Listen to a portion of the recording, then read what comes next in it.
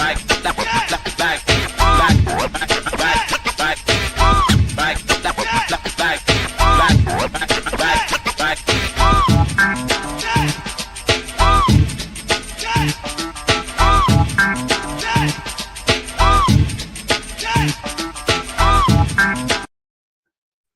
you're in North or South Carolina or anywhere else in the world, enter the Cat Cave with D. White and Shannon Smith, a part of the Keep Pounding Podcast Network, powered by the Fans First Sports Only Network, where you can find shows such as Winning the Division, Inside the Vault, and Believe in Panthers. Welcome, welcome, welcome back to the Cat Cave. You are now inside with Shannon Smith, aka Podcast Smitty, holding down Western North Carolina, and now we have the beast from the northeast of North Carolina, D. White. D, what's up, brother? How you doing? Pretty good, man. Trying to enjoy myself. I just had a tooth pulled, so this is gonna be a good day. It's gonna be a good day. Well, we got some good news though. We got some Hornet news. We got some Panther news. It's never a bad time to talk about the Panthers. Oh, we sure did. Now, since you brought up the Hornets, we brought up some basketball right here. Now we talk football here, we talk Panthers football, but of course, for those outside of football that are sports fans like me and myself, we were tuned into the NBA draft. And of course, there were a lot of players finding new homes in the NBA. Now me, I'm a little salty considering the fact that the Dallas Mavericks trade away their great player Luka Doncic for a peanut butter and jelly sandwich, and then get the number one pick in the draft. And we all knew who was going number one. And of course that happened. So they didn't mess that up. But other than that, we're going to talk about the Hornets a little bit. So the Hornets had pick number 4, and they picked themselves a Duke guy, Con Knipple right here. So he's going to be going to the Charlotte Hornets. But the Hornets turn around and make a move, make a trade, and wind up with pick number 29. And they get another pick inside the draft. Now, first of all, D, I got to ask you, how did you feel about the trade? I was a little salty just based off the fact that I was a Mark Williams fan. Like in December, I went to my first NBA game ever. And instead of, you get souvenirs when you go places. I was looking for a Mark Williams jersey. I couldn't find it. I ended up getting the Brandon Miller jersey, which I have hanging up on my wall right now in the case. He's the future. Cool. We knew that was going to happen. Mark Williams, second time traded in the same year. Yeah. It's tough. You kind of knew it was going to happen, even though, some of us fans wanted to keep him. The writing was on the wall. Sometimes he couldn't stay healthy when he was playing. Sometimes he disappeared. But he had a good rebound. Like he was doing pretty good to finish off the season. But I mean, we got 2 first-round picks off of giving him to the Phoenix Suns. He gets to go back with Cody Martin. He gets to go back with Nick Richards. So they're having their little Hornets meeting up there now, and hopefully we get somebody to replace him tonight. Oh, yeah. Yeah, it was surprising to me that they ended up getting 2 first-round picks off of him, which was very surprising because, of course, last year the trade was vetoed because he failed a physical. And, yeah, exactly. I'm glad it's not just me. Yeah. I thought that was kind of weird. I thought the same thing. I'm glad it's not just me because I was like, wait a minute, hold up. So, man, you know how the NBA can be sometimes. It's a business. Yeah, of course. And it was surprising to me, but, then, of course, in the draft with that happening and coming back and getting the 29th pick as well, too, and grabbing Con Knipple as the 4th pick in the draft there. How did you feel about that one? I wasn't surprised. I was expecting it. Everybody was having this whole smoke screen about Ace Bailey, VJ Edgecombe, and everybody else. But I mean, if you watch ball, if you listen to the way that they've been talking about Con Knipple, it was like kind of evident that was probably going to be their choice. I'm not mad at it. I hope he becomes like our version of Cal Corver. Mm-hmm.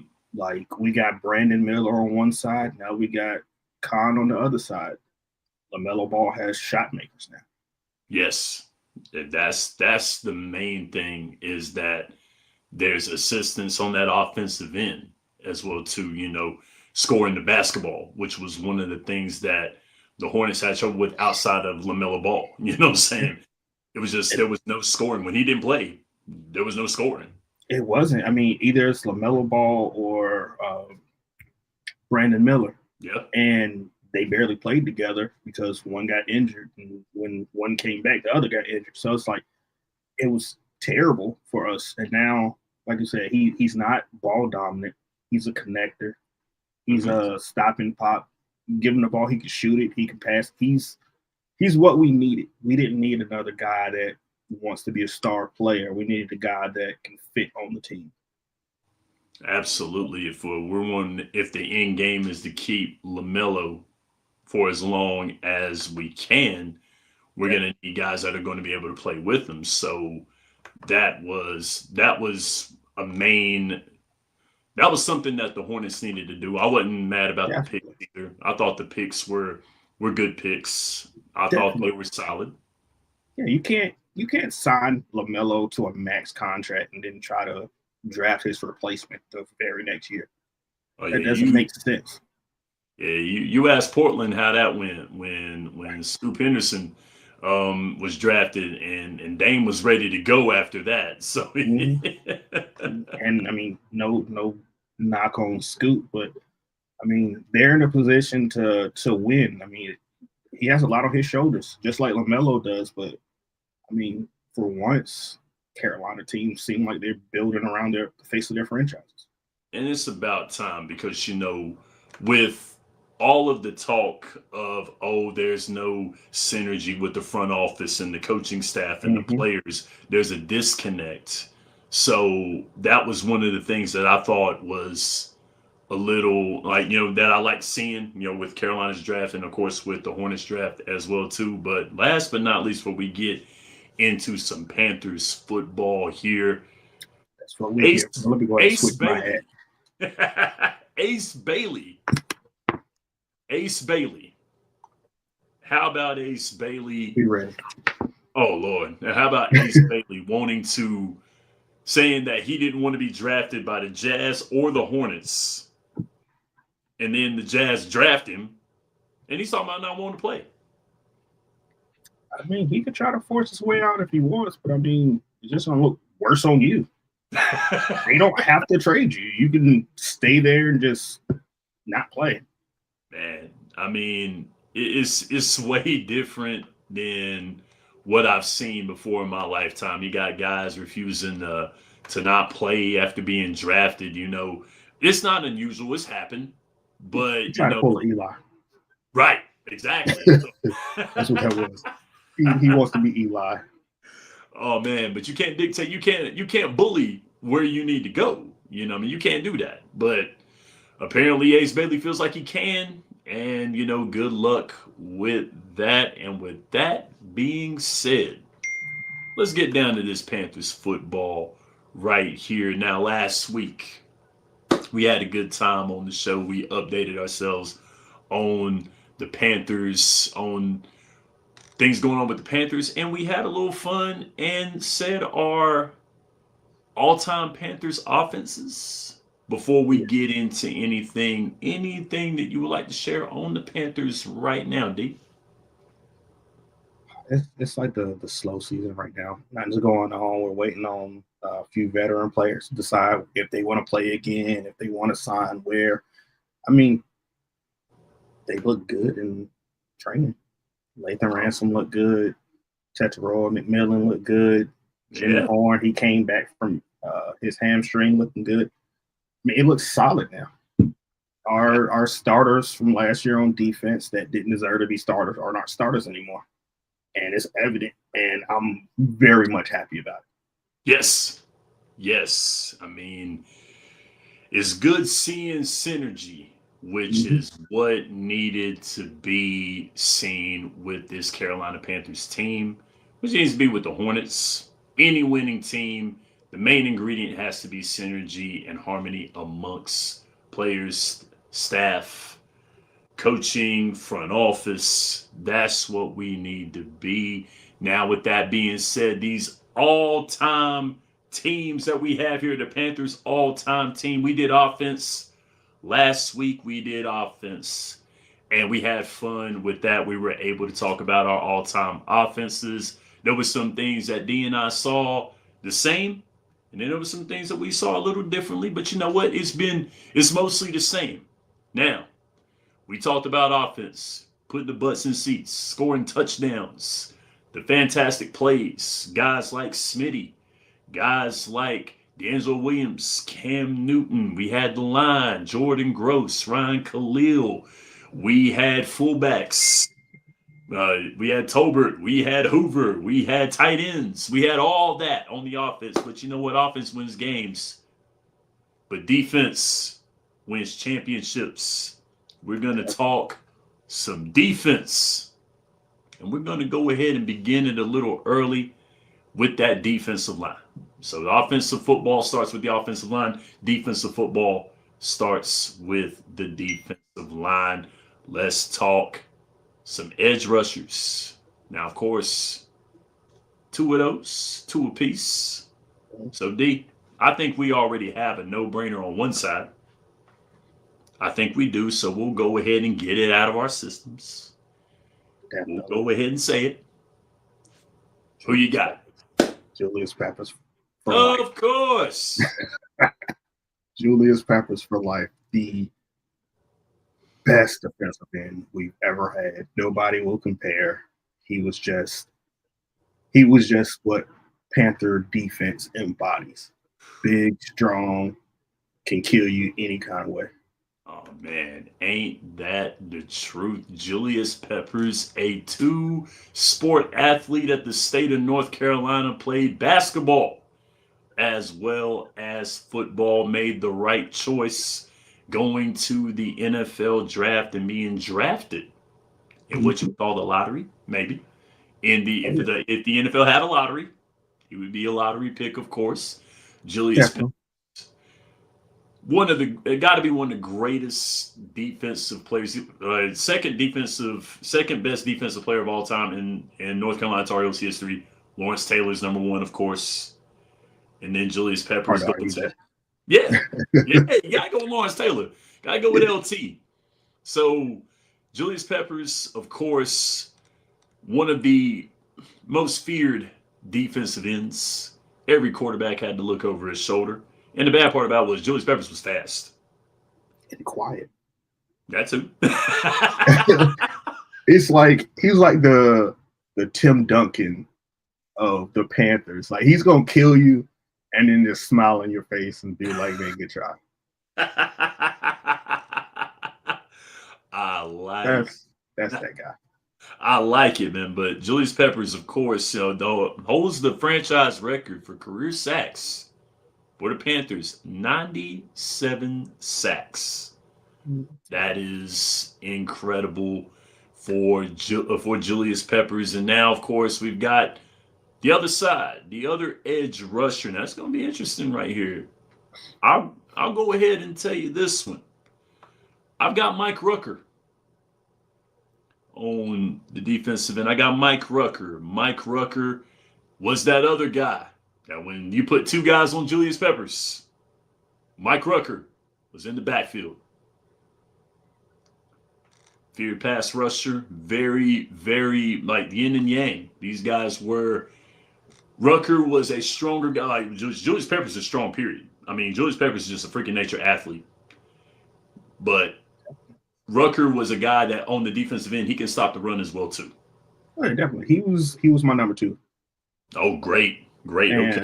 And Julius Peppers, Mike Rucker, but like we have a history of having pretty good defensive ends. Like also had Charles Johnson in quotation marks, Jared Allen that played 1 year, Mario Addison, They were all really good, but Julius Peppers and Mike Rucker were on just a different level.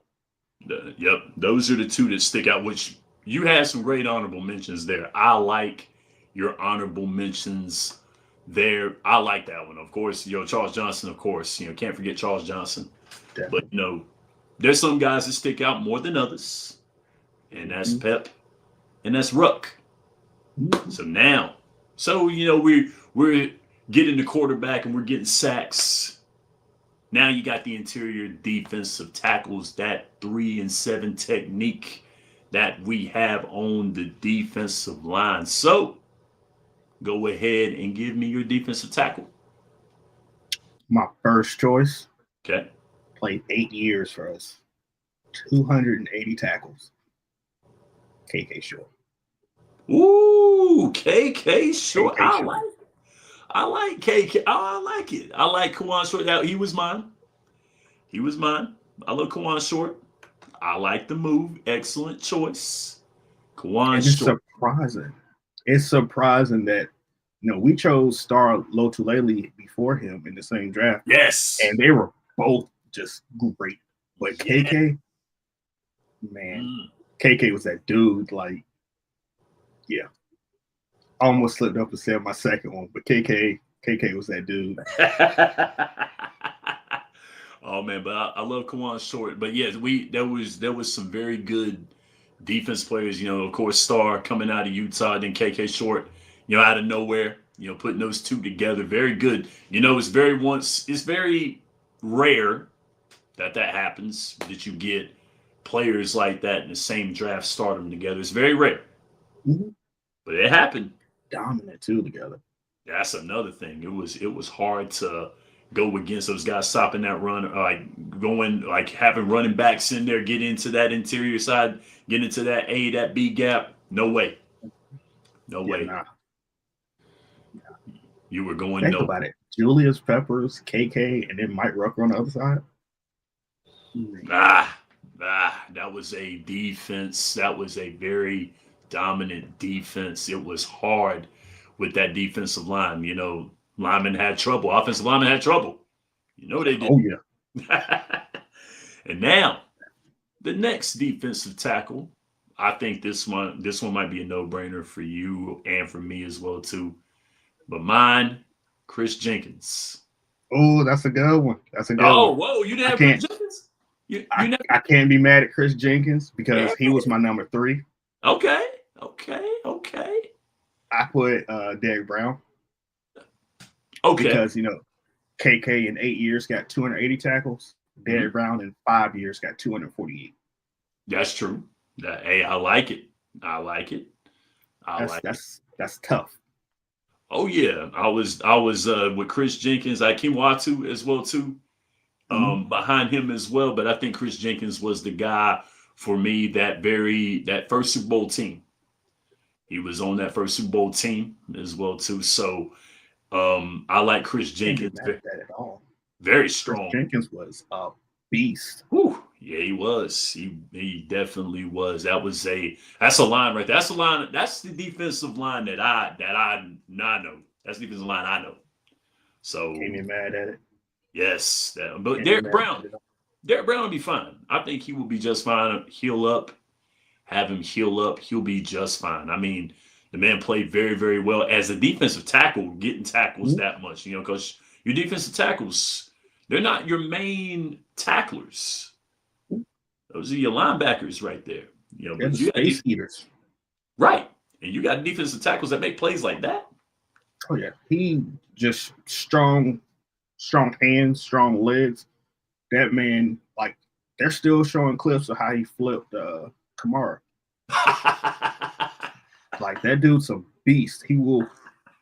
If anybody on this current team deserves to be like a Panther lifer as of right now, it would be Derek Brown. He's been that dominant. If he can come back from this injury the way we all think he will, that man's going to be dominant for his entire career. Even if he slips up a little bit, he's going to be dominant. Absolutely. You got to respect him. Absolutely. I agree all day long on that one. I like the Derek Brown pick.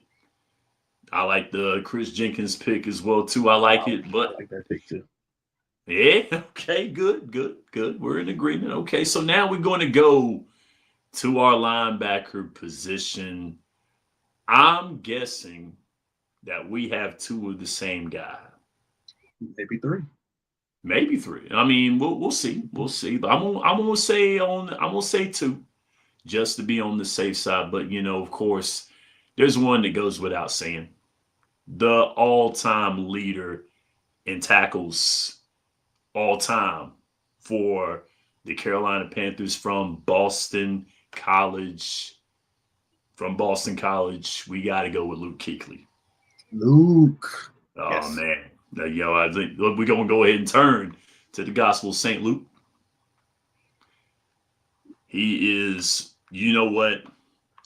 In that draft, there were so many people thinking that Carolina was going to take Fletcher Thomas. They were Mhm. going to take Fletcher. Going to take Fletcher. They were going to take him. Defensive tackle. We're going to take Fletcher. And Luke Kuechly gets drafted. Luke Kuechly. Yes. And I'm going to tell you what, they didn't look back after that. There was no looking back. Best move made of all time. The stats on Luke Kuechly: only 28 years old, 2013 AP Defensive Player of the Year, best linebacker in Panthers history, hands down, Hall of Fame. Definitely. And every year he played, did he? Now this is my question to you: did he win a award or make some team in every season he played? He did. He was all pro. He Like, was all pro in five of the past 6 years. dude Mm-hmm. played until he couldn't, basically. And a Yes. lot of people overlooked him because of the hair and the glasses. In between those lines, you're not stopping him. He knew your plays. He practiced. He studied harder than it seemed like anybody else on the field. If he knows his own offense, then obviously he's gonna know the defense's offense. That's his job. Oh yeah. Luke is just top tier I mean, 83rd all time in career tackles. in 8 years. Yes, in 8 years of football, and that is absolutely insane. 200 tackles. He's registered 200 tackles, I believe. His first year as I believe his first year as a rookie. Somebody looked that up. If he didn't get 200 tackles his rookie year, I think he might have. He's had 200 tackles more times than one That's in like something his. I would doubt. One of the best cover linebackers that you'll have, one of the best run stoppers you'll ever have. Read the play, read and react, make the calls on the side, knows it in and out. And I mean, what can't be said? Best defensive player of all time for the Panthers. Yes. Yes. I dare say. I mean, Yes. you can put Julius Peppers in that conversation, but what gives me the edge, what gives Luke the edge over him is Luke was a lifer as a Panther. He didn't go anywhere else. He was a Panther lifer. He's Ring of Honor all day long. Yes. Luke Kuechly, ladies and gentlemen. Now to the outside linebackers. I think you're one, so I think we come in agreement with one, so go ahead. It would be a disservice if we did not include Thomas Davis. Number two. Absolute disservice. Yes. Like, TD was the life, the heart, the soul of the defense when he played. Now I'm sure people can bring up, oh, well, he wasn't the number one tackler on some of the Panthers' best seasons. That don't matter. The stats they have a part, but they're not as big as breaking your arm and coming back to play in the game, the very next game, for your team, for yourself, for the city, for both states. Like, Thomas Davis is and forever will be beloved in North Carolina. On the field, off the field, his family should be good for the rest of their lives. He was that good. We love him to death. We will always love Thomas Davis. He was the toughest, one of the smartest, just bled black and blue. Absolutely. Absolutely. 13 seasons with the team, 1,110 tackles, 18 forced fumbles, 87 tackles for losses in 13 years. Probably one of the first players known to ever return from 3 ACL tears in the same knee. Yep. That's our Thomas Davis. Bionic man. I mean, he is incredible. You're absolutely right, though. Heart and soul of that defense. All-time player. Give him his flowers. Great player. Incredible linebacker. Iron will. Anything you can say about that man that hasn't been said already. Thomas Davis, ladies and gentlemen. Now, I'm intrigued. On your weak side linebacker. I mean, I'm intrigued. So, Thomas Davis is going to be on the weak side. You got the middle linebacker being Luke. Now, I want to see that strong side. I want to see that Sam. Where you got on the strong side? Who did Luke replace? Sam. No. Wrong. You got Beeson. John Beeson. I like it. John Beeson. I like it. One of the originals. Like, that man will punch you in the mouth. Ooh, yeah. He'd hit you so hard. Like, God, John Beeson. I got his jersey too. Like, okay. And being that I'm 34, and John Beeson was a little bit like, I'm just getting into girls and sports and music, and then, but I knew John Beeson. I can tell you that. John Beeson is the guy that it's like they modeled the linebacker after John Beeson. Tough, smart, could hit you, run defense, pass defense. Whatever you needed, John Beeson was the architect for the Carolina Panthers linebackers. No disrespect to Sam Mills. He is the heart and soul. Keep pounding. But John Beeson is like the architect of what you look for in a linebacker. I understand. Hey, I like it. I mean, he did go to where they call linebacker U. He went to the U. And so, yes, great linebackers have came from the U. I'm not like a fan. I'm not like saying I'm a fan of the U, but I respect the legacy. I respect the building, the process that they went through. Some of the best linebackers, some of the best defensive players from the U. You got Ray Lewis, you got Ed Reed, you've got some great players that have came from the U on the defensive end. The Rock went to the U. He wasn't a great defensive player, he wasn't like that great player. Warren Sapp took his position at defensive tackle. Warren Sapp done that. So, yes, but you've had some great players come through the U, great linebackers, but John Beeson came second to me. He's my honorable mention. You were right. I like what you said. But see, once again, I got, this is where I show my age a little bit.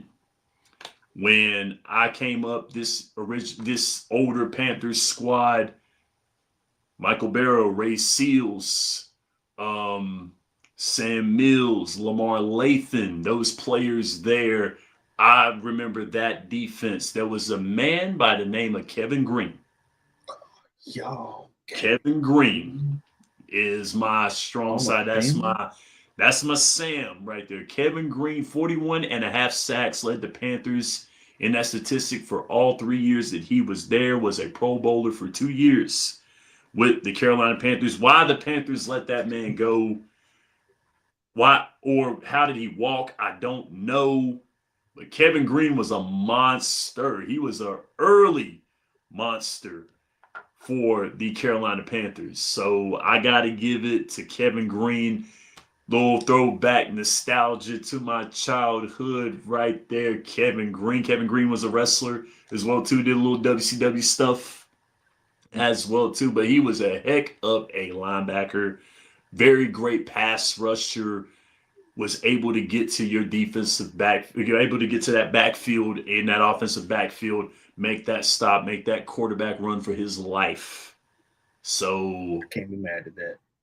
I got Kevin, I'm not even gonna hold you. I straight up, not to say I forgot about Kevin Green, but it was like I tried to use guys that played most of their years in Carolina. I understand. But damn it, Kevin Green for 3 years. Can't be mad at it. Can't be mad at it. Oh man, so yeah. See, I knew there would be one that we would be on the right track, but on the wrong train. So I like John Beeson by all means. I do. I like that. That was a great pick. I'm not mad at your pick either. I like it, but gotta go. Either way, we win. Yeah. Yes. A win is a win. Absolutely. Absolutely. So we got the defensive line, we got the linebackers, so we got this defensive backfield that we got to talk about. The defensive backfield. We're going to start with the corners. We got two apiece. Now, I'm interested in what you got. We may have one that's the same. We may have one like the corners, that is. I know we got a safety that might be the same. I know we do. I'm pretty sure we do. But on the corner position,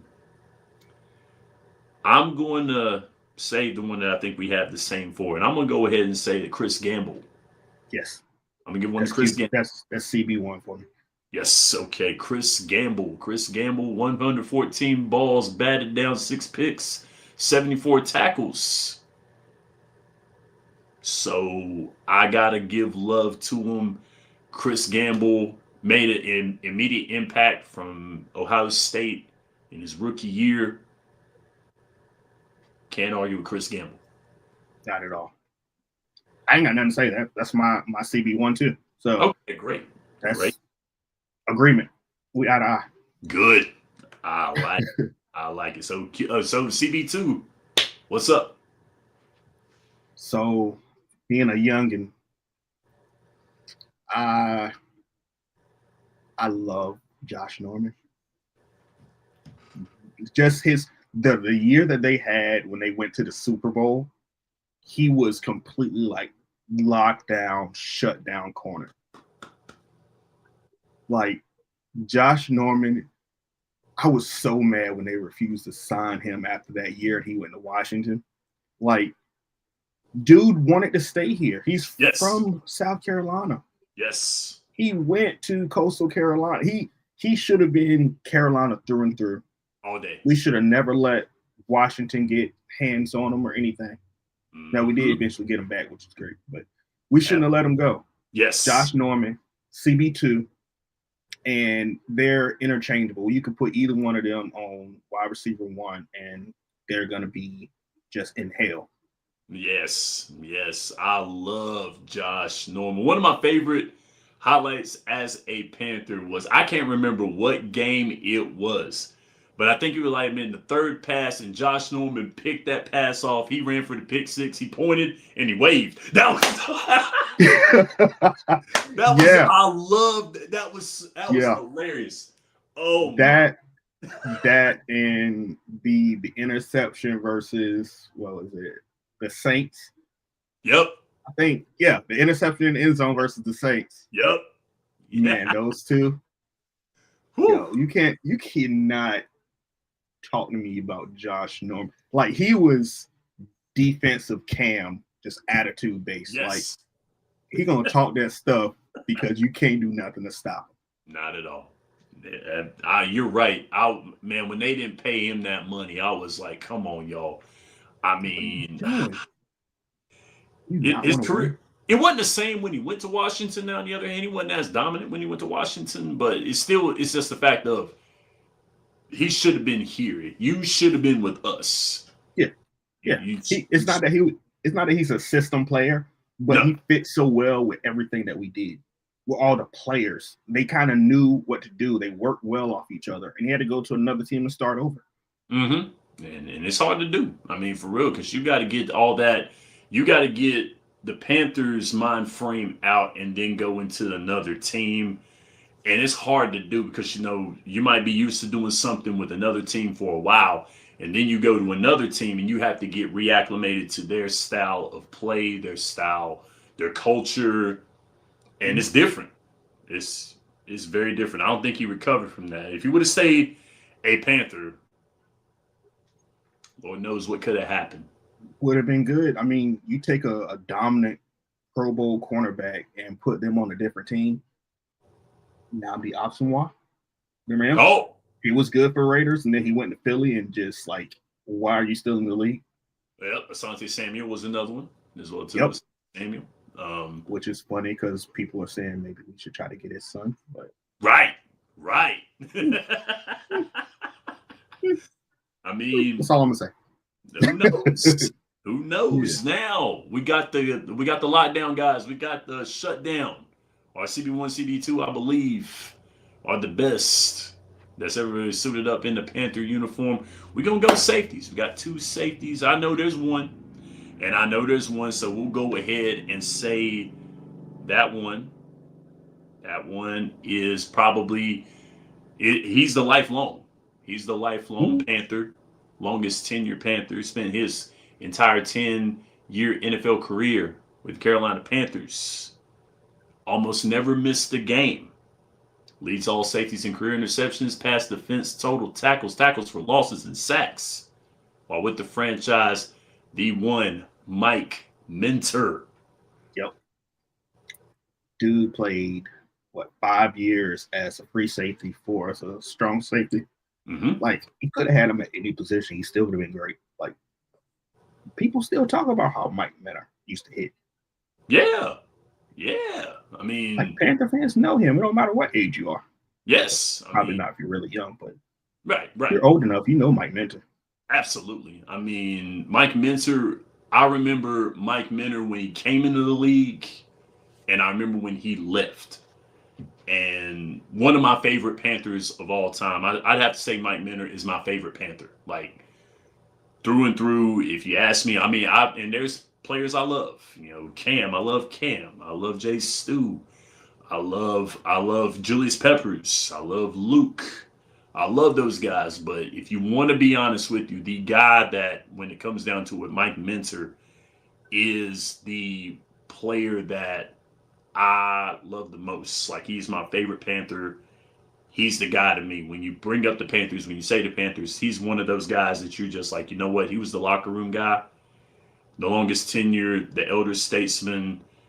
He's one of those guys you give the respect to at the end of the day because he was there when the team was established. He was there. Yeah. Can't argue with that. Mike Minter, we're both in agreement on him too. Oh, yeah. You're not taking him off the field. Love Mike Minter. Definitely a great player. One of the best Panthers to ever suit up. Now, I got him as the strong safety. It's needless to say, you can put him anywhere. It doesn't matter.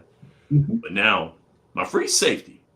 Now, your free safety. I'm going to go ahead and abstain to you on this one. Free safety. Who you got? This was tough for me. I had to do a little research. Now, granted, most of my guys have played most of their seasons in Carolina. But I had to do a little research because I wasn't as up to date with this. I picked Charles Godfrey.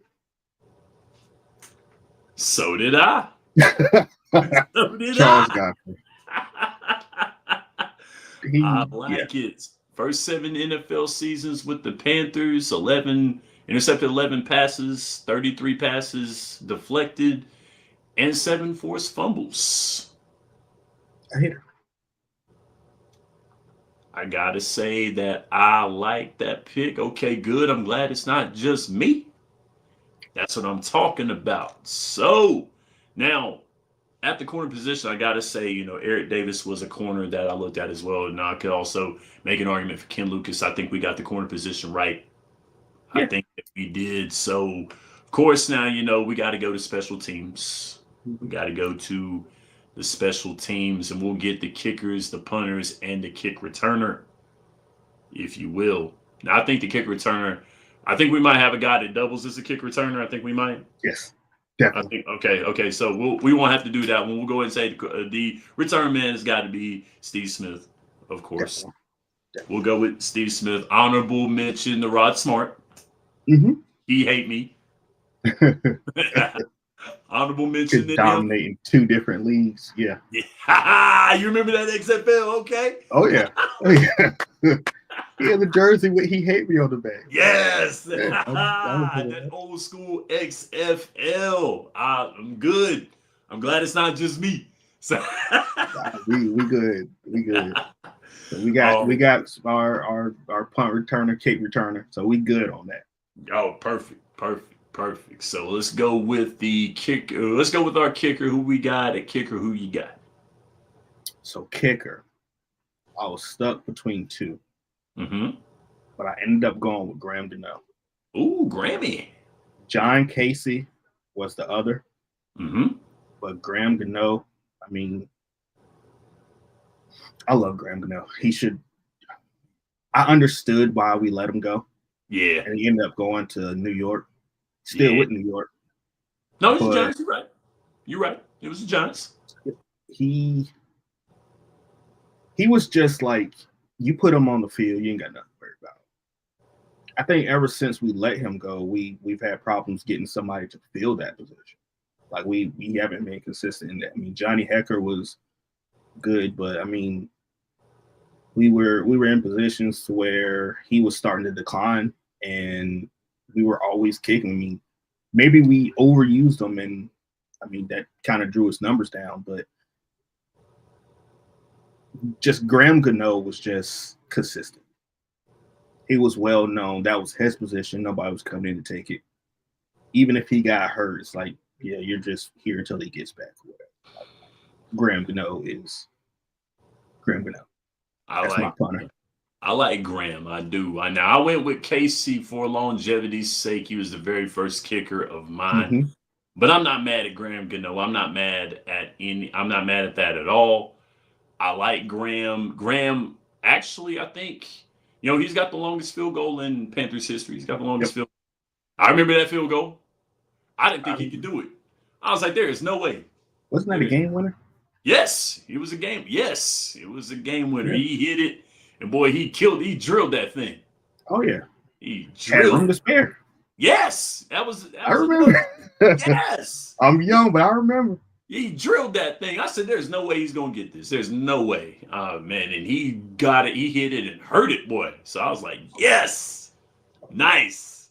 And then we I had to love put up with a certain somebody for the last few years that wasn't exactly consistent. I mean, I know. he led the career percentage for a little bit, and then missed a couple. And it's up here, man. It's up here. It's like free throws. Yep. And now he's a free agent. Yep. Sad. So Sad. That's how life twists around, though, for real. And then you got your punters. So we got field position. My punter, of course, is Todd Sauerbrunn. I'm gonna take Todd right there. Todd looked like he was jacked up. Todd was jacked up, boy. He was a jacked up punter, boy. He was jacked. He was big. I said, thicker version 1. right. That was a big dude. I'm like, whoa, man, you need to be playing linebacker, corner, something. Big boy. Yeah. Hog Molly. Yeah, absolutely. I mean, see, this is another one I had to do my research on. I'm not even gonna lie to you. I'm not as versed on the kickers and punters, but when I did my research, I found one that leads the team in yards punted and punts inside the 20. Jason Baker. Oh, yeah, that was my second guy right there. That was my second one, Jason Baker. See, I don't know too much about him. I just looked at the list. I looked at the stats, and I was like, "That's to be my guy." Hey, I understand. I mean, for sometimes, that's the way it has to be. It's the way it is. I get it.